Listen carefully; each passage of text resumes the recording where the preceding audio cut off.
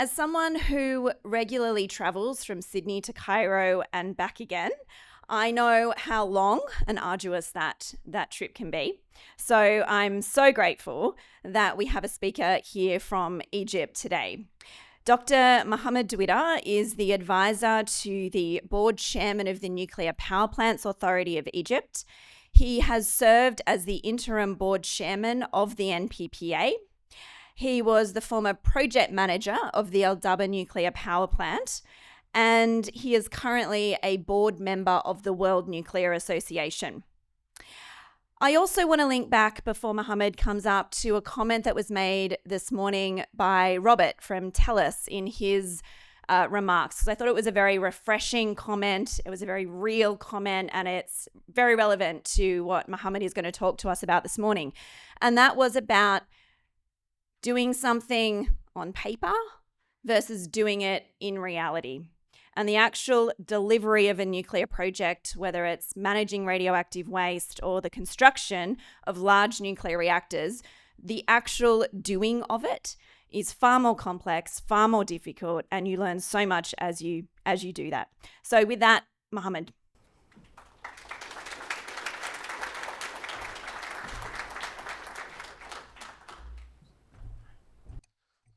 Thank you very much. Thank you, Helen. Thank you, Dr. John. Good morning, everybody. It's my pleasure to be here with you in this conference. It's my first time in Sydney, so it gives me a great pleasure to share with you the Egyptian nuclear project, and it gives me a great pleasure to be with you here today in Sydney, in Australia. So my presentation is just under a very simple title, which is the Egyptian Nuclear Energy Program. It is a long journey that we will start to clarify together, and then we will get back to what's the conclusions. So my presentation outline is as it follows here: the Nuclear Power Program roadmap and status, the project overview, what's a Dabaa project nowadays, the license status, the construction progress, equipment manufacturing, capacity building, preparation for the commissioning, and operational readiness. So why did Egypt decide to receive its civil nuclear program?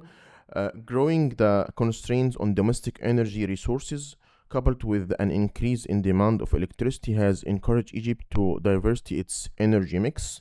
We believe that in our policy for the electricity, that to use the suitable energy whenever it's available and suitable. We are believing on wind, solar, nuclear. Whenever it is suitable, whenever it's applicable, it's on the path, on the way.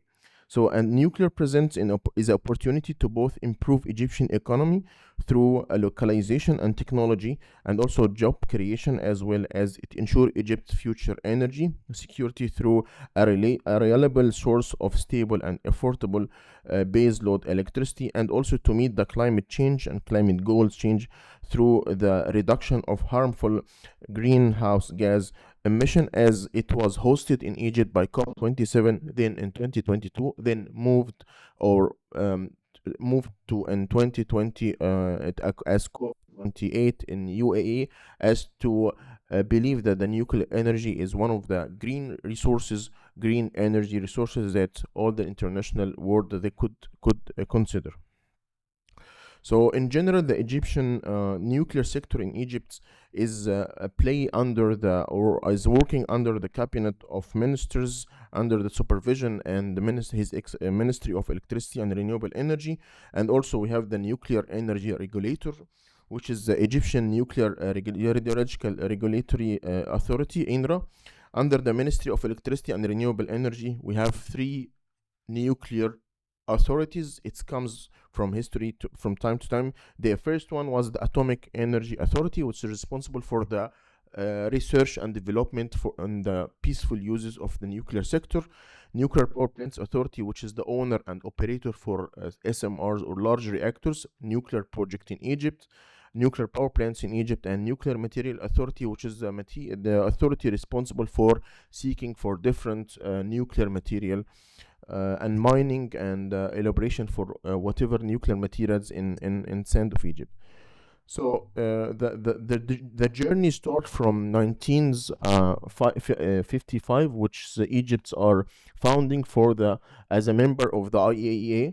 Then was many trials and many trials to consider and to having the nuclear energy as one of the main sources in electricity in Egypt, which started in the 60s, but it doesn't happen, or it doesn't come to reality for many challenges.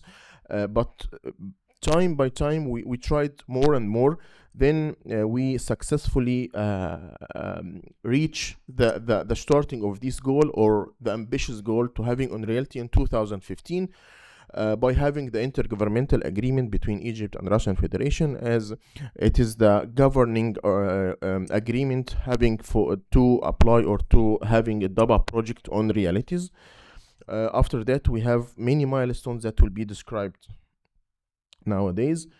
Getting back again to the milestone approach adopted by the agency, the IAEA, in 2007, the strategic decision has been taken to include the nuclear power in Egypt's national energy strategy as one of the ultimate goals that we need to consider or to achieve. In 2014, the Egyptian completed the project preparation work and launched the El-Dabaa Nuclear Power Plant project, and this has happened by having in 2015, the signing the intergovernmental agreement IGA and the financial intergovernmental agreement with Russian Federation.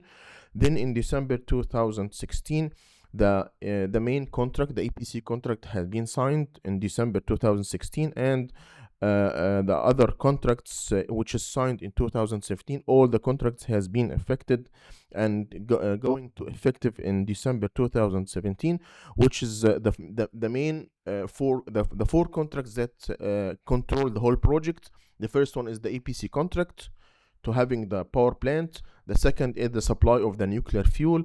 The third is the treatment or dealing with the spent nuclear fuel. The fourth is the operation and support contract. That means we have the full package for having the construction of the power plants, supply of nuclear fuel, dealing with the spent, and having operation and maintenance support for human resources and human capabilities. Describing the project, El-Dabaa project, it is consists of 4 units from generation 3 plus with the type of the pressurized water reactor VVER 1200, and which is being under the construction, under the condition or based terms and condition of the EPC contract. The location is around, it's in Matrouh Governorate and near El-Dabaa. As I stated, Nuclear Power Plants Authority is the owner and operator, which will deliver the project from the Russian contractor, and it is responsible for the operation and maintenance for such units. So just to be full aware, El-Dabaa project is far away from Cairo, around 320 kilometers from Alexandria. It's in northern coast from Alexandria, around 180 kilometers. As to be more familiar about where this El-Dabaa site, it is on the north coastal area, Mediterranean Sea.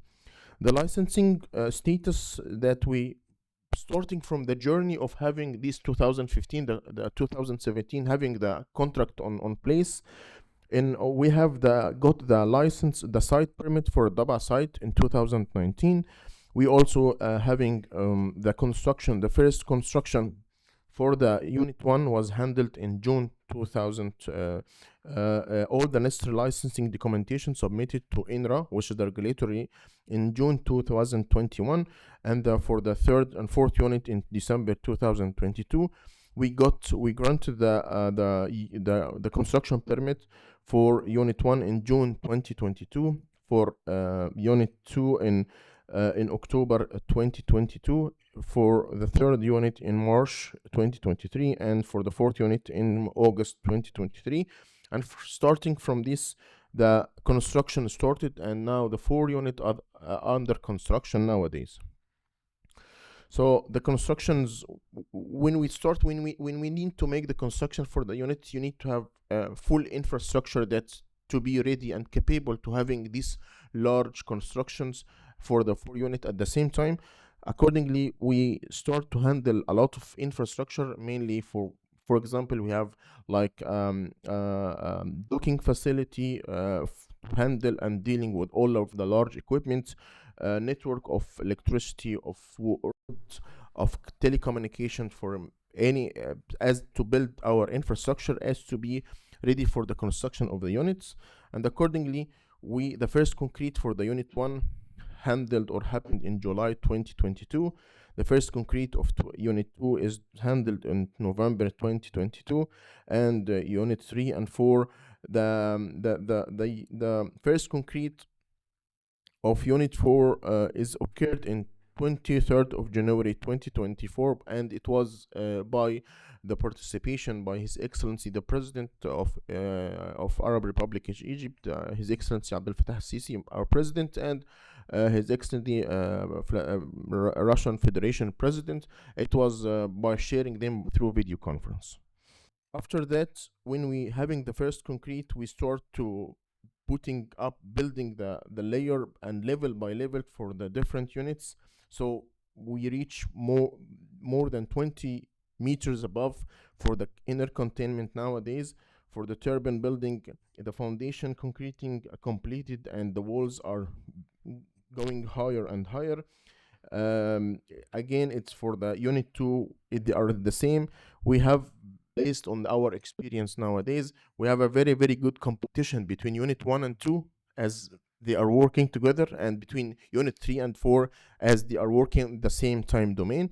So they are in progress for the construction for unit 1 and 2 as a competitors, for unit 3 and 4 also as a competitors. In the second topic, or in the second stream that we are talking about, which is the equipment, manufacturing equipment, one of the main feature of this reactor that we have, the core catcher. The core catcher is one of the features of that specify the generation 3 plus of large reactors. All of them are fully manufactured, fully supplied to the site, and fully installed in their position.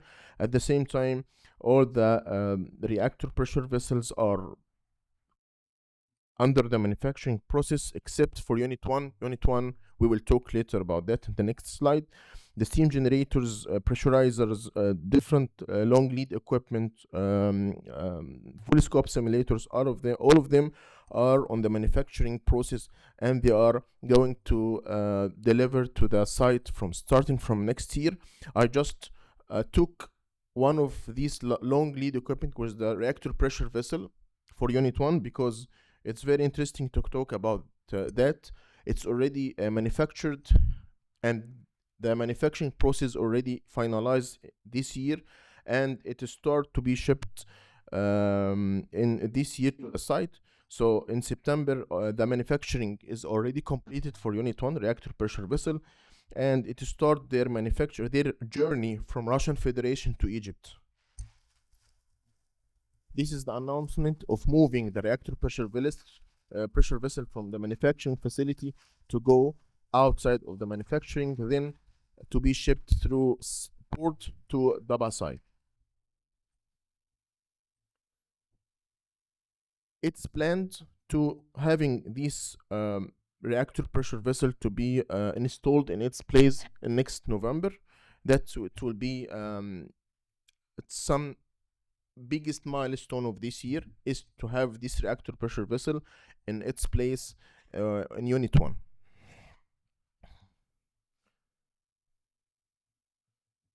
So as you can see, this is an updated photos from the site based on the 4 unit constructions at the same time.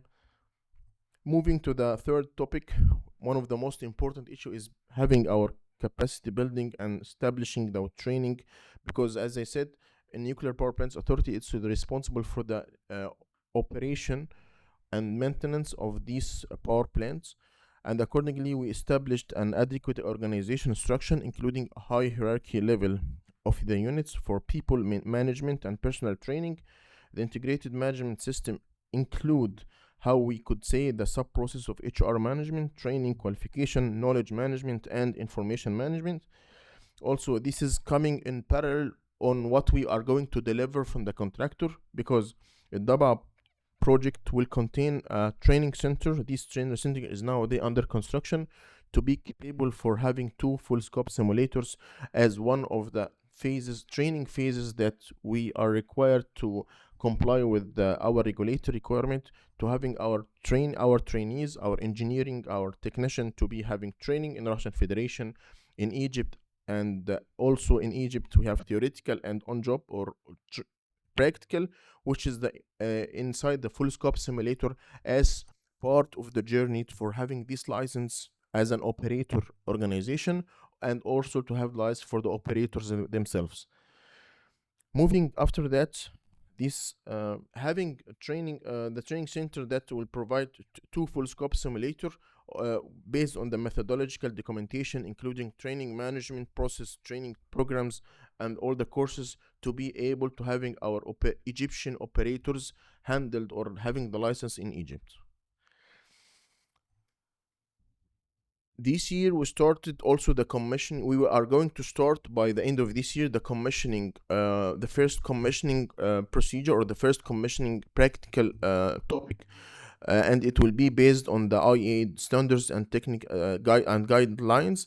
But nowadays we have already approved with the contractor the commissioning schedule and the development and approval of the PMM documentation, project management manual, in relation to the commissioning itself, and the commissioning organization documentation also, and approval for having detailed commissioning program that will support the operation and maintenance document procedure for having a very the professional people that handling and able to having the operation and maintenance Egyptian operators and Egyptian maintenance personnel. It's, as I said, it's a long journey, and having the topic of having operational readiness. The operational readiness is not just related to the NPP, NPPA, Nuclear Power Plants Authority. It's engaged to the Egyptian capabilities to having assuring that we are going in the operational readiness as planned. So we start this formally in April 2024 internally within the Nuclear Power Plant Authority, and start to engage with other stakeholders. So accordingly, the systematic approach to define the pre-requests or pre-requirements and plan actions for ensuring the NPP readiness to operate the NPP, and is subdivided into different function area to ensure that the full scope is considered based on a timeline that approved in a high level. So we are assuring that when we are going to deliver the projects from the Russian contractor, we are able to having the operation and maintenance by Egyptian engineers, technicians, and they are able and having their license to deal with the Dabaa Nuclear Power Plant as an operator, as an operation organization in Egypt. Thank you very much for your attention, and I'm happy to share this knowledge and ready for your questions.